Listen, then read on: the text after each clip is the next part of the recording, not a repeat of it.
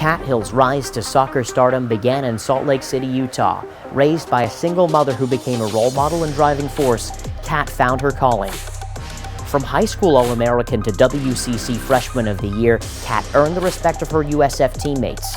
Even a season-ending injury has only enhanced her leadership qualities. Join me, Charles Wollin, for an inside perspective on a dedicated team captain who continues to challenge her team in a different role.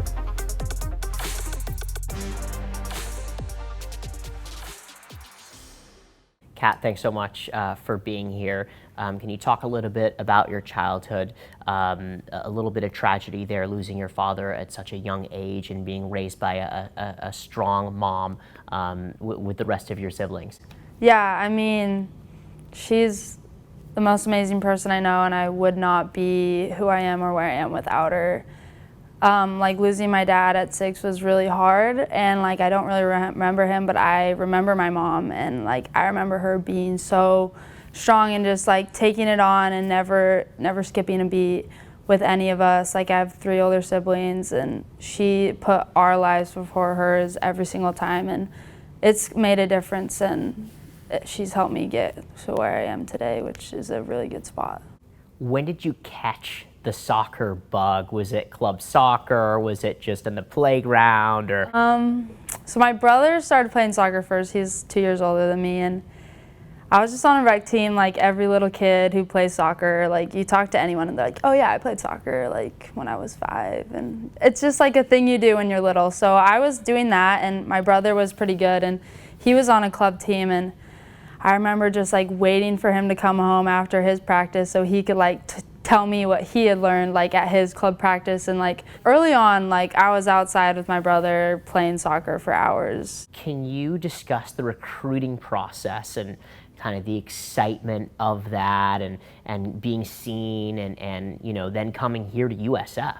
Yeah, for sure. So the recruiting process was kind of weird for me. I was kind of coming in and out of injuries, and schools were kind of like, oh no, like knees, you know, like what are we gonna do? And so I was kind of disappointed, and so I kind of reset and was like, all right, I need to look at some schools, and I hadn't really been looking at USF, so I was like, you know what, like this seems like a great school, and it was just after their, I think, 2016 season where they did super well, and I think they got like second in WCC, and I was like, okay, like I want to go here. So I tried to contact Jim, and I couldn't really like get a hold of him, and so I have an uncle that lives here. Mom was like, all right, let's just go see our uncle, take a trip to San Francisco, and let's go try and meet with this coach and see the campus and everything. So I was actually on a run in Golden Gate Park before we were planning on coming up here, and I ran into them at Beach Chalet because they were like doing the kids camp there because the turf up here was getting renovated. I just like walked up, introduced myself, and I was like, I want to come play for you. And then from that, I went to a few ID camps, and he came and watched me play in Utah, and it just, everything fell right into place. So it was like, I just felt so good about it because I was like, the universe like wants me to come here, and like I feel good. So it was a really cool experience, actually. First year, West Coast Conference Freshman of the Year, All-WCC, and on top of that, the icing on the cake, a captain of the women's soccer program as a freshman. And as the commentator of the team, as the play-by-play person, along with my analyst, Joe Dugan, we always say this: what a remarkable, special first year you had, being such a big presence with this team. What are your thoughts and feelings on kind of the culmination of that year and then heading into year 2? The team, like they made it easy, and they put their faith in me, which like gave me so much confidence that I think it not only helped me be a better leader, but also a better player. Like stepping onto the park on the first day, like I knew that they had my back, and like I had their back, and just kind of took off from there. So I think like, I mean, it wasn't easy, but like they made it fun, and they had my back when I messed up or I was in my head and having a rough game. Like they would always pull me out of it, and you can't get honors and you can't be a captain if your team doesn't trust you and doesn't support you. So like, for sure, just like everyone around me building me up and making me look really good. Tactical question for you. Okay. Played center back last year, can also play holding mid, play, potentially in that position, Yeah. maybe coming up this year. What's the art of being a center back or being a holding mid in front of a back four or a back three as that anchor, as that person that's supposed to make the tackles at the critical times? It's scary because it's like if you don't pick the right time, like it's all on you. But like when you make that tackle and you slide tackle someone and get the ball or get the block tackle, like it's the best feeling in the world, honestly. It's so fun. Like I love like getting in forwards' heads. Everyone thinks it's like such a thankless position, but it's really not, because like when it comes down to it, like you know that like if you aren't making the right decisions, like you're down 3 or 4 goals. And when those goals do happen, you have to step up and be like, all right, what can I do better? What went wrong? And you got to be able to take responsibility for that. So I tried my best to do that. In training, going against a Sage and a Micaiah Madison and an Izzy Lukin, I mean, the list goes on in terms of the forward line. And that forward line is one of the best in the West Coast Conference. Does that give you an extra leg up when you're defending against other players and you go, you know what, I've got this from Sage, I got this from Micaiah. Micaiah said this, and Izzy can whip the ball in, but you know what, I closed that down. Yeah, oh, for sure. Like when we went out to Oklahoma, for example, like Jim was saying, like, oh, this one forward, like she's a stud, she's super fast, and like we would run down balls, and I was like, oh man, Micaiah's way faster than her. Like I've done this all spring, like I can do this. And it just like gives you that, like, you know what, this is familiar. And having each one of them be so different in like their strengths, like Micaiah has such great speed and Sej's so good at like checking into the midfield and spinning people, and Izzy just like whips the ball in like all day long. Like those 3 players, they just like prepare you for every situation, and like it for sure gives you a leg up and can boost your confidence. Because like if you haven't practiced it, when it comes to the game, you're kind of like, oh, whoa, this isn't comfortable, this isn't familiar. And they, in practice, just make almost everything familiar and comfortable. You faced some adversity this spring with your knee, and you had surgery, but you're rehabbing and working your way to get back. Can you give us a little bit of a step-by-step of how things happen and how things are going now? Yeah, so last spring in practice, a ball hit my kneecap, it got dislocated and tore some stuff, and messed my knee up pretty bad, and I had to get surgery.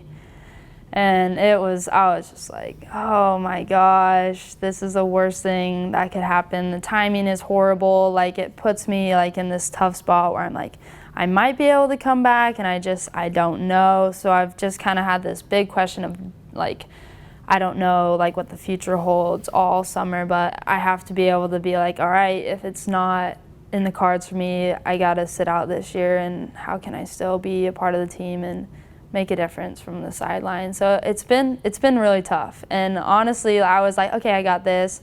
And then like everyone comes in and they're on like playing beach soccer, and I'm like, oh gosh, like I want to be back so badly, but like injuries happen, and at the end of the day, like you're better for it. And so just like trying to stay positive, and everyone's super nice, so they always like try and include me so I don't feel like I'm on the sideline, so.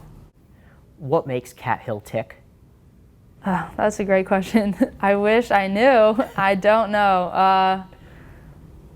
I don't know. My family, they've just taught me everything I know. My mom, she's just been the best example and taught me to work hard and try and put others first and like be the best you can be in every situation you are putting your time in. So I've just tried to replicate that the best I can, and I've been surrounded by great people who have always helped me to do that. So I'm really grateful and blessed. I don't know what makes me tick though. That's a good question. Moving from Utah to San Francisco and kind of adjusting to the city, different for you? What were the adjustments and what have you learned? So Utah is kind of like a one-sided place. It seems like people there are great, but there's a lot of people who look just like me. And I was fortunate enough to live in Salt Lake, where it's pretty diverse, but if you go 15 minutes in any direction, it's very suburbs. Just there's a lot of people who look like me and have the same belief system, and there's just not a whole lot of diversity. So coming to San Francisco, it's like, boom, like you have people from all over the world and people who believe so many different things, and it's just been really refreshing to come into that, especially like when you're in college and you're just kind of figuring out what you want to believe in and who you want to be. So to be surrounded by so many different choices and see how that's worked out for people and see what they believe and how it's impacted them has been awesome. And just like where we are like in the current system and government and where our country is, I feel very fortunate to be in a place where it seems like a lot of love and just like a lot of respect for people of all belief systems and cultures and ethnicities and whatnot. So like I'm definitely glad to be here. So, but I do love Utah. It's a good spot. Like a lot of love there. So. Why is Jim Millander a special coach? Oh, I don't know. We need more time to answer that question. But for me, he just knows so much about soccer. It's like kind of blows my mind. Like I come in here, I'm like, all right, like I feel like I know a lot about soccer. You know, I've been playing for 15, 16 years.